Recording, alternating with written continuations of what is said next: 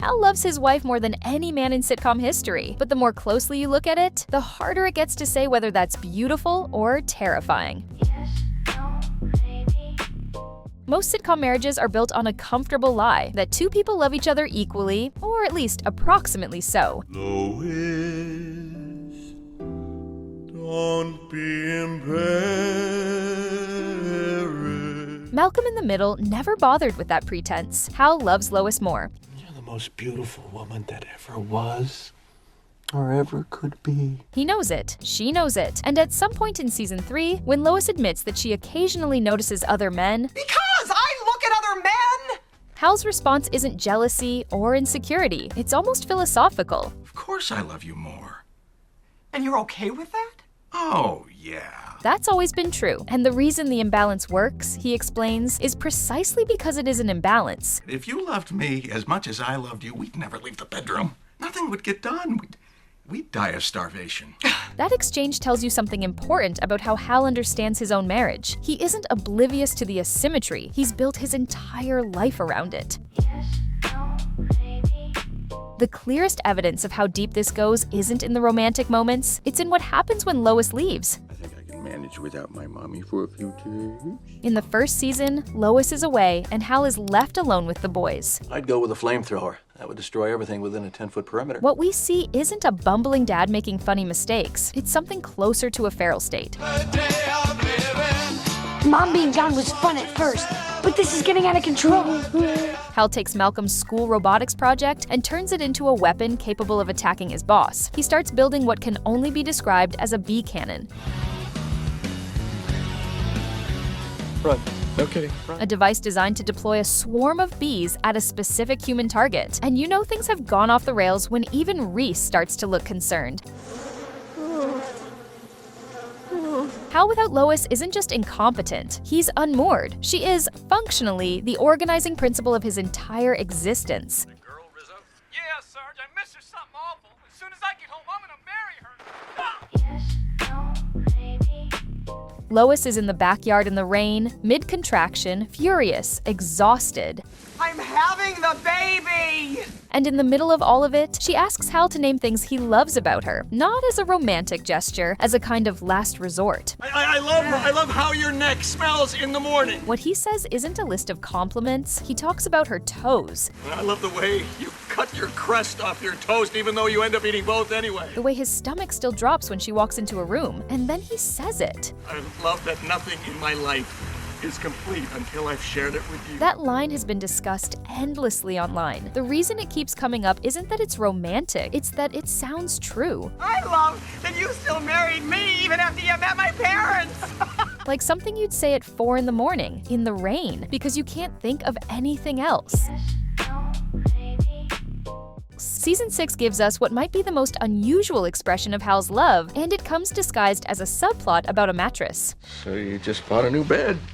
Just like that. Hal, we had that smelly, saggy old one for 20 years. Lois buys a king-size bed. Hal immediately spirals. Even the giant bed doesn't put enough distance between you and the hideous monster. A few extra inches of mattress, and he's already catastrophizing through their entire imagined future separation. And then I end up eating alone on a Formica table under a swinging light bulb while you are on a beach in Ibiza being rubbed with cocoa butter by your new lover. When the truth comes out, Lois wanted the bigger bed for a deeply unglamorous reason she was too embarrassed to admit. There are certain things that have to happen with my body at the end of the day.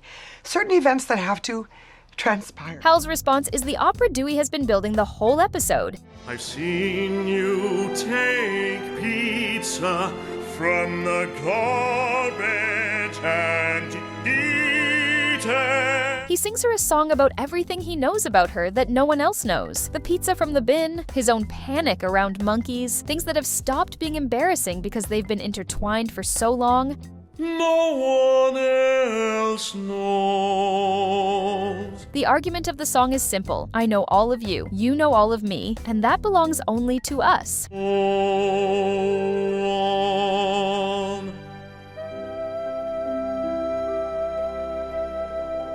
It's one of the most unusual love declarations in the history of the sitcom because it has nothing to do with idealization. It's not about Lois as Hal wishes she were. It's about Lois as she actually is. I'll return the bed. Honey, you've fallen asleep for a week in that bed. And his position is that the full picture, the complete truth, is what he's in love with. Then there's the will. While drawing up their legal documents, the topic of mortality comes up. What if there was a terrible accident and we had no plan? Our poor boys would be alone and defenseless. And Hal mentions, matter-of-factly, that after Lois dies, he intends to follow her. Then I'll commit suicide a few days later. I don't want to live without you, Lois. He considers this entirely reasonable. Lois is furious. You're wishing me dead? Not about the suicide, about the fact that he's assumed she goes first. Oh, and there is no reaction at all to my suicide. Oh, that's a real eye-opener. What makes the scene so strange, and so funny, and so quietly devastating all at once, is that Hal's plan isn't framed as a dramatic declaration, it's just a position he's arrived at privately. Makes you think that I am gonna die first. Honey, you just have that kind of personality. Of course, he can't imagine a world without her in it. He's never had to. He doesn't intend to start. We both agreed that you would be in charge of the finances. The trust in that relationship is so complete that they can have this conversation, get furious at each other about entirely the wrong part of it, and then move on. Lois's parents, Ida and Victor, show up unannounced. This is certainly unexpected. What brings you all the way down from Canada? From the moment they arrive, they do what they always do: belittle, manipulate, make Lois feel small in the specific way only a parent can. Fire being caused by a mouse chewing through an extension. Where's my coffee? It's right here, Dad. Just the way you like it. Victor gives Reese a live wartime grenade as a gift. The pin comes out. Malcolm throws it into the new refrigerator. Hello! When Lois confronts her parents about it, You don't ever talk to us like that, you hear me? and Lois, the woman who faces down every disaster this family produces without blinking, breaks down. I just mean, All right. Hal tells her to take the boys to the bedroom and leave him alone with her parents. Then he sits Victor and Ida down, calm as anything, and opens with this. First off, I'm not here to try to sort out the complicated relationship you have with the woman I love. That's not his place, but he's going to put a number on the psychological damage they've caused her over the years. $3,000 sound okay to you? Victor pays. It's one of the most quietly satisfying moments in the whole series because it shows something the show doesn't always let us see, that when Lois actually needs Hal, he's there, not dissolving, not picking up a new hobby, completely, lethally focused on protecting her. This money I'm asking for, it's not a loan, it's blackmail. In season 7, Lois buys orthotic insoles for her shoes. Hal, what would I do without you?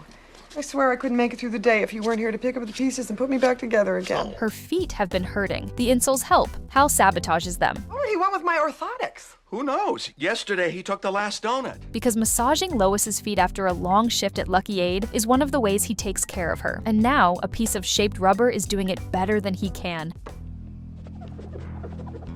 He is jealous of an insole. And then there's the 20th anniversary. Our 20th anniversary is coming up, and I've been going crazy trying to think of the perfect gift for your mother. Hal hasn't slept in 4 nights. He's sleepwalking. Are you still asleep?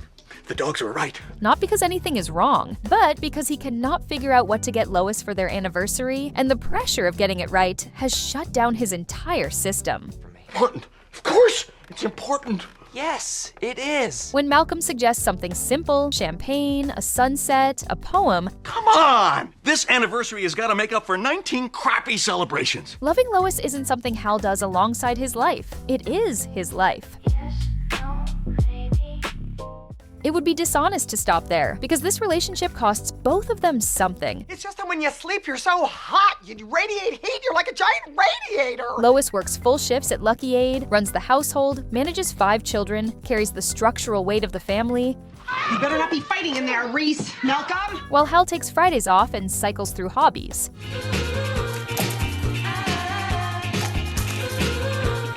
When Lois is gone for a few days, Hal builds a bee cannon. Call animal control. When Hal is gone, Lois presumably just does everything she was already doing, but Hal pays too. He has handed his entire psychological stability to another person. What's that all about? A little something to remember me by. His happiness, his ability to function, his sense of who he is, all of it runs through Lois. Dad, what is it?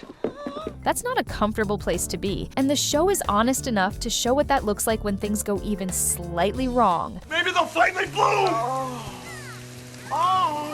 Their dysfunctions fit together perfectly. Lois needs control. Hal surrenders it entirely. Hal needs to be the center of someone's world. Lois, who grew up with Ida as a mother, has never had anyone love her the way Hal does. And then you still suck in your gut whenever I walk into the room.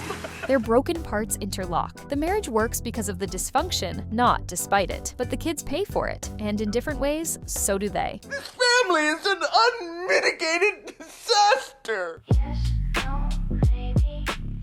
And yet, the reason this marriage resonates so deeply, the reason specific scenes get discussed online years after the show ended, is that underneath all the dysfunction, something real is being depicted. It means that you love me more than I love you. Hal and Lois choose each other repeatedly, not because their life together is easy or fair or clean, because when Lois is in the backyard in the rain and everything has gone wrong at once, Hal is there. And I love how you're honest and fearless. And when he lists the things he loves about her, he means every single one. Most sitcoms depict marriage as something that happens to people. Malcolm in the Middle, at its best, depicts it as something two people are actively doing. You have been with the same woman all these years. It's only natural to be a little curious. Even when it's chaotic, even when it's broken, even when one of them is clearly carrying more than their share. Oh, nonsense, honey. I'm only doing what any husband would do.